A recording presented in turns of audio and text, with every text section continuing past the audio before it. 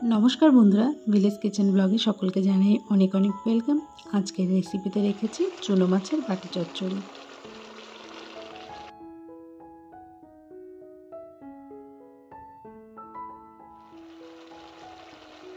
এই চুনো মাছের বাটি চচ্চড়ি রেসিপির জন্য যা যা উপকরণ নিয়েছি চলো দেখে নেওয়া যাক। এখানে নিয়েছি টমেটো কুচি, আলু এবং একটা বড় সাইজের পেঁয়াজ আর দু তিনটে কাঁচা লঙ্কা। এর পাশাপাশি এর সঙ্গে যে সবজিটা নিয়েছি সেটা হচ্ছে কুশি। কুশিগুলোকেও ছোট ছোট ফালি করে কেটে নিয়েছি। এছাড়াও কিন্তু পছন্দসই সবজি এর মধ্যে অ্যাড করা যায়। আর যেটা সবথেকে গুরুত্বপূর্ণ যার রেসিপি হতে চলেছে সেটা হচ্ছে এই যে চুনো মাছ, নদীর দেশি চুনো মাছ। প্রথমে কড়াই গরম হয়ে এলে তার মধ্যে পরিমাণ মতো সরষের তেল অ্যাড করে দিলাম। এরপরে এখন তেলটাকে ভালো করে গরম হতে দেব। তেলটা ভালোভাবে হিট হয়ে গেলে তার মধ্যে চুনো মাছগুলো এখন দিয়ে দেব ভেজে নেওয়ার জন্য।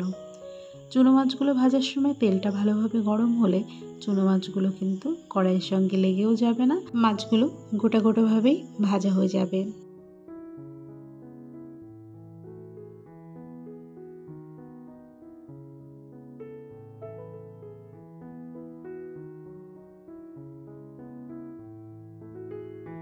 বর্ষার সময় কিন্তু এই চুনো মাছগুলো নদী নালা খাল বিলে বিভিন্ন জায়গায় হয়ে থাকে।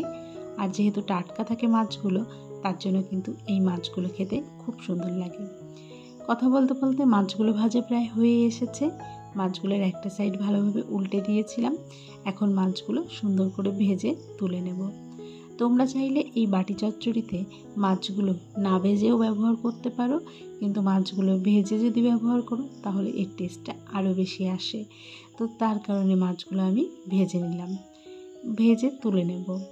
তারপরে ওই কড়াইয়ের মধ্যেই আরও খানিকটা সরষের তেল দেব।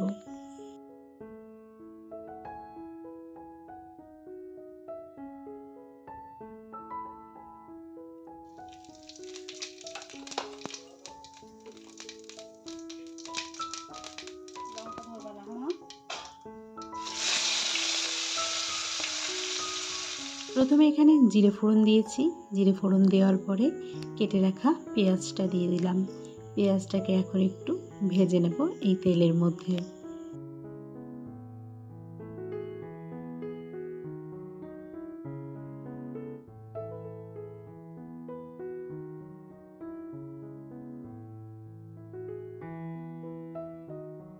পেঁয়াজটা হালকা হালকা ভাজা হয়ে এলে এর মধ্যে চিড়ে রাখা কাঁচা লঙ্কাটা দিয়ে দেব।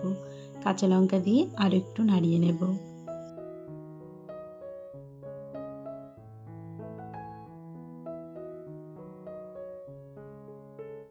এবার এর মধ্যে অ্যাড করব টমেটো কুচিটা। টমেটোটা এবার অ্যাড করে আবারও ভালো করে মিশিয়ে নেব সব কিছুর সঙ্গে।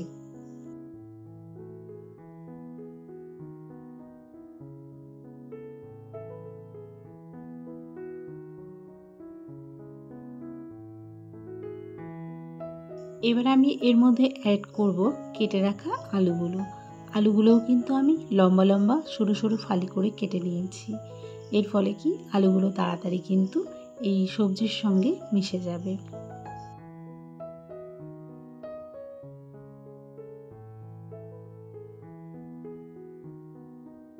এরপরে দিয়ে দিলাম সামান্য একটু হলুদ গুঁড়ো।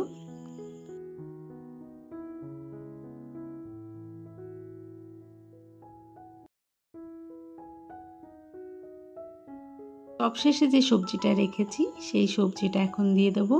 লবণটা আগে দিয়ে দিলাম। এরপরে কেটে রাখা কুশিগুলোও এক এক করে দিয়ে দিলাম। কুশিটা সব শেষে দিচ্ছি, কেননা কুশি থেকে অনেকটা জল বেরোবে, বাকি সবজিগুলো ভাজা হবে না, যার কারণে কিন্তু কুশিটা লাস্টের দিকে দিলাম। এখন কুশিটা দেওয়ার পরে আরও খানিকটা মশলা দিয়ে দেবো, মানে বাদবাকি যে মশলাগুলো প্রয়োজন সব এক এক করে দিয়ে দেবো। সামান্য লবণ, জিরে গুঁড়ো, হলুদ গুঁড়ো, ধনে গুঁড়ো এবং একটু লাল লঙ্কার গুঁড়ো, সামান্য একটু লাল লঙ্কার গুঁড়ো ব্যবহার করলাম। এবার ভালো করে মশলাটাকে কষিয়ে নেব। এই রান্নাটায় কিন্তু কোনো রকম জল ব্যবহার করার প্রয়োজন নেই। এই কুশি থেকে যতটা জল বেরোবে সেই জল দিয়ে রান্নাটা হয়ে যাবে। এখন কি করতে হবে, ঢাকা দিয়ে রান্নাটা করতে হবে ধীরে ধীরে। ঢাকা তুলতেই কুশি থেকে অনেকটা জল বেরিয়েছে। তো কুশিটা কিন্তু সেদ্ধ হতে সময় নেবে না, বাকি সবজিগুলোও কিন্তু সহজেই সেদ্ধ হয়ে যাবে। এবার আমি এর মধ্যে ভেজে রাখা চুনো মাছগুলো দিয়ে দেব। মাছগুলোর সঙ্গে সমস্ত সবজি যাতে ভালোভাবে মিশে যায় তার জন্য। আর মাছগুলোও ভালোভাবে রান্না হয়ে যাবে এর সঙ্গে সঙ্গে। আবারও খানিকক্ষণ ঢাকা দিয়ে রান্নাটা করে নেব।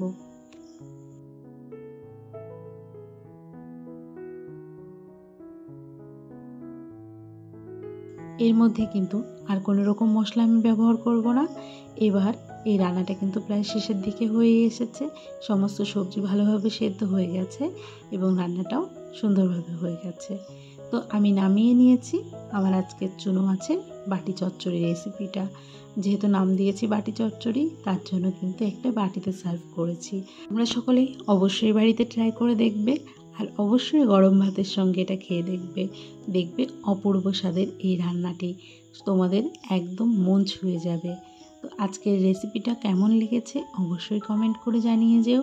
আর যদি কেউ নতুন থেকে থাকো তাহলে বন্ধু হয়ে পাশে থেকো।